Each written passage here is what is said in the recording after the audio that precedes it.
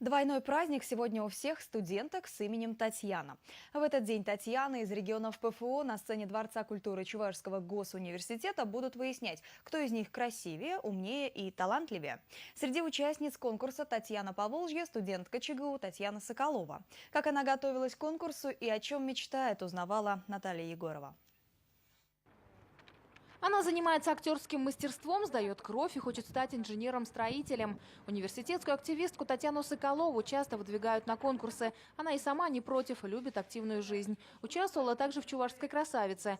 Учится Татьяна на строительном факультете ЧГУ. Свободного времени у девушки почти нет. Уходит оно не только на учебу, но и на общественную жизнь вуза, участие в социальных проектах университета. С первого курса я очень активно влилась в жизнь университета. Я участвовала и в спортивной сфере, и в сфере творчества, и везде, где только мне предлагали участвовать. А еще Татьяну часто можно увидеть в непривычной для хрупкой девушки обстановке. Она обожает заниматься боксом. Я начала заниматься боксом, потому что все-таки инженер-строитель – это сидячий образ жизни, а я хочу, как говорится, в здоровом теле здоровый дух, поддерживать свое тело, поэтому и к тому же мой характер.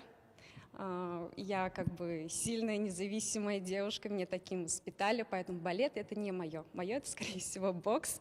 Татьяна очень любит сцену, ей нравится внимание публики. Это, можно сказать, моя мечта – быть на сцене, быть всегда в центре внимания, и все это мне нравится.